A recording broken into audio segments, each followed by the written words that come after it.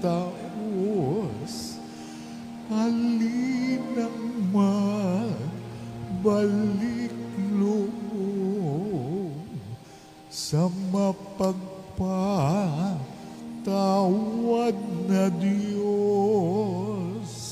Sa Kanya tayo'y dumulog at manumbalik ng lubos. Sumainyo ang Panginoon. At sumaiyo rin. Ang mabuting balita ng Panginoon ayon kay San Lucas. Papuri sa iyo, Panginoon.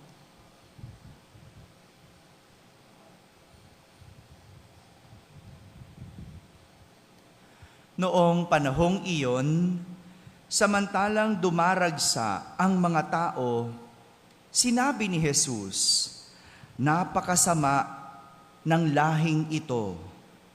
Naghahanap sila ng palatandaan mula sa langit, subalit walang ipapakita sa kanila maliban sa palatandaang inilalarawan ng nangyari kay Jonas. Kung paanong naging isang palatandaan si Jonas sa mga taga Nineve, gayon din naman magiging isang palatandaan ito ng lahing ito, ang anak ng tao. Sa araw ng paghuhukom, ititindig ang reyna ng timog laban sa lahing ito at sila'y hahatulan niya ng kaparusahan, sapagkat nanggaling siya sa dulo ng daigdig upang pakinggan ang karunungan ni Solomon. Ngunit higit na di hamak kay Solomon ang naririto. Sa araw ng paghuhukom ay titindig ang mga taga Nineve laban sa lahing ito at hahatulan ng kaparusahan, sapagkat nagsisi sila dahil sa pangaral ni Jonas. Ngunit higit na di hamak kay Jonas ang naririto." Mga kapatid, ang mabuting balita ng Panginoon. Pinupuri ka namin, Panginoong Hesukristo. Magsiupo ang lahat at makinig sa homilya. Isang magandang umaga po sa inyong lahat.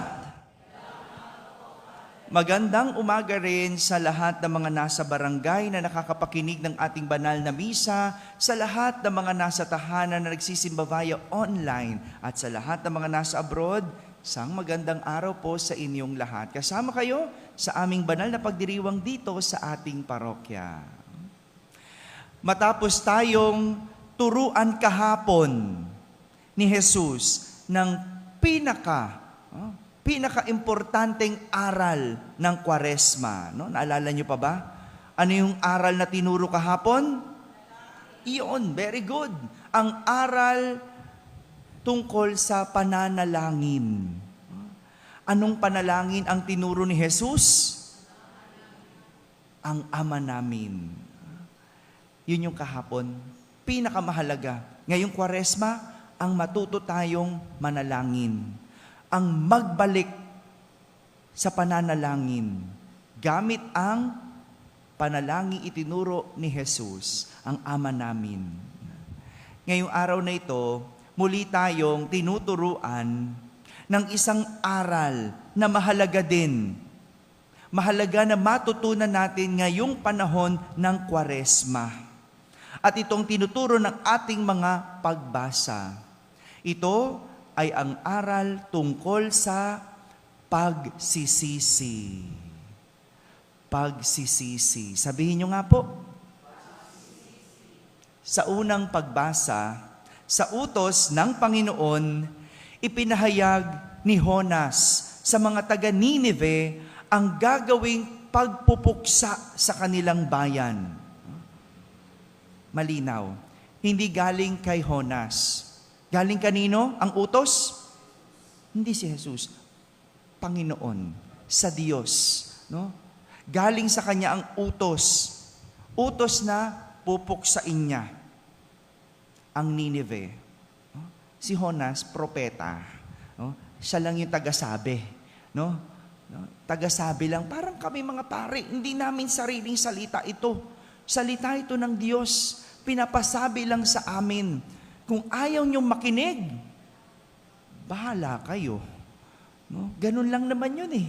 No? At ano yung mensahe ng Panginoon?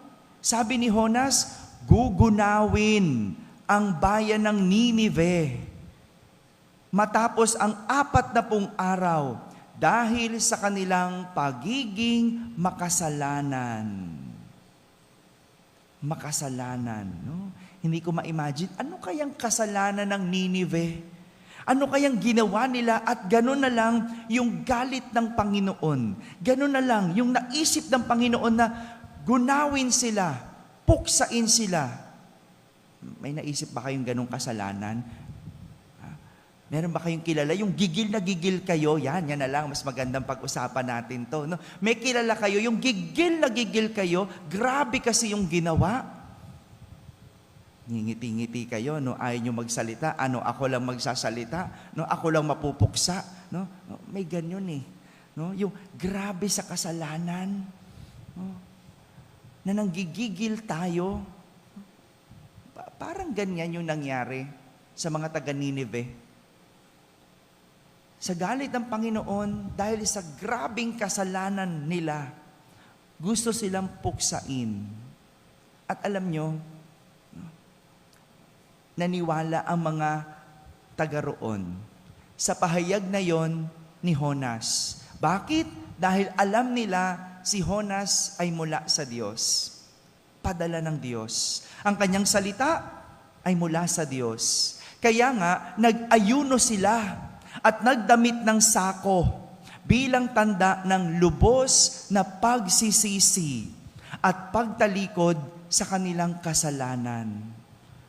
Nung narinig nila yung mensahe na yon, nagsisi ang mga taga-Ninive.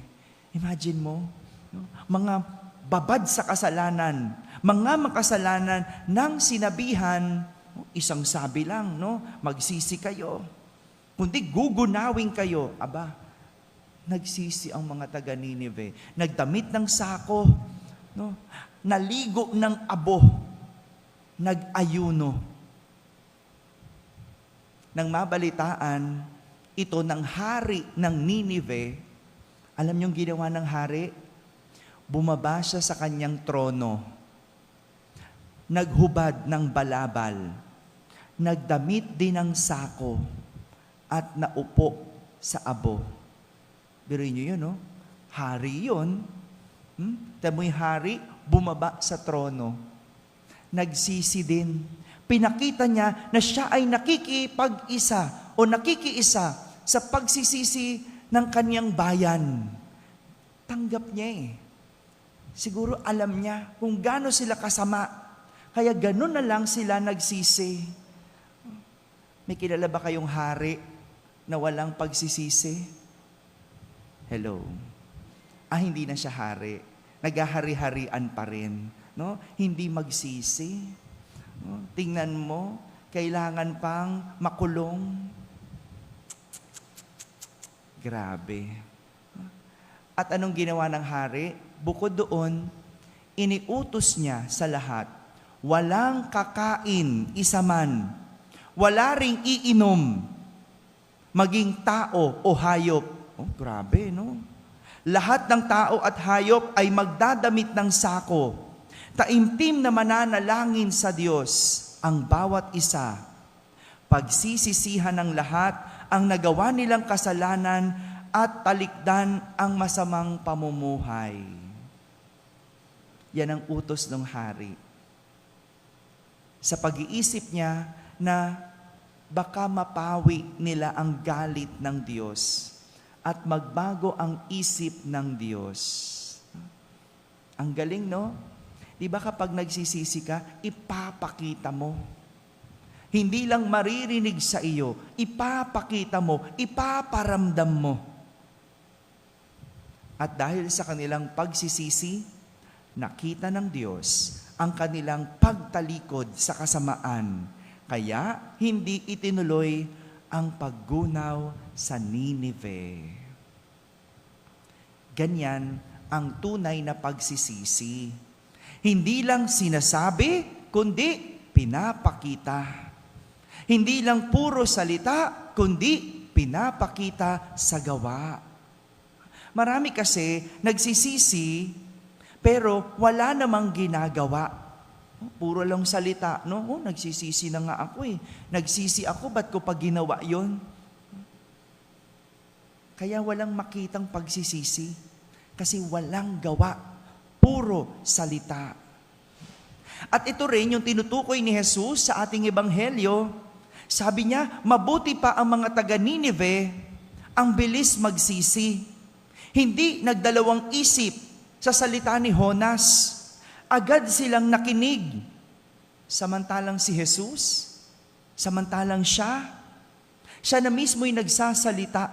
Siya na mismo'y nangangaral na magbalik loob ang mga tao, na maniwala ang mga tao. Ang dami niyang pinakita. Nagpakita na ng kababalaghan, nagpagaling na maraming sakit, nangaral. Pero hindi pa din nakinig ang mga tao. Humihingi pa rin sila ng tanda. Imagine mo yon, no? Ginawa mo na ang lahat-lahat, sa huli, anong tanda ang ibibigay mo? Yung pa rin ang hinihingi. Ay, pinakita ko na lahat. Binigay ko ng lahat. Tanda pa din ang hinihingi. Grabe ang tao. Hindi marunong makinig. Hindi marunong tumingin. Kaya sa huli, walang nagawa si Jesus, kundi ang sabihing napakasama ng lahing ito. Napakasama ng lahing ito. Ang pagsisisi ay isang paraan ng pagtanggap na ang tao ay nagkamali. Sa pagsisisi, sinisimulan ang pagbabago. Pag nagsisi ang tao, ibig sabihin, tanggap niya na siya ay nagkamali. Pero alam nyo, ang tao, kailan lang ba nagsisisi? Kapag may nagawa na o may nangyayari ng masama sa kanya. Kapag nandyan na ang kaparusahan, kapag makukulong na o kapag nakulong na. No? Pero kapag hindi pa, wala lang yung mga yan. No? Tuloy lang sa paggawa. No? Ganyan tayo eh. Yung sinabihan kang, anak, mag-aral kang mabuti. No? Diba? Galit ka pa pag pinagsasabihan ka. Pag sabihan ka, wag kayong mangangaliwa. Galit ka pa, diba? Wag magmumura. Wag gagawa ng masama. Galit pa tayo eh. Kailan lang ba tayo magsisisi? Kapag may nangyari ng masama sa atin. Kapag hindi ka nakagraduate, yan, diyan mo sasabihin, sana nag-aral ako. Kapag nakulong ka na, sana hindi ko ginawa yun. Diba? Diyan lang naman nagsisisi ang tao kapag may nangyari ng masama. Pero iintayin mo pa ba may mangyaring masama sa iyo? Kung may nagsasabi na sa iyo na huwag mong gawin yan. Huwag mong ituloy yan. Masama iyan. Di sana walang pagsisisi. Mga kapatid, kung bakit ang tao hindi marunong magsisi, ay dahil ang tao hindi marunong tumanggap ng pagkakamali. Amen? Amen.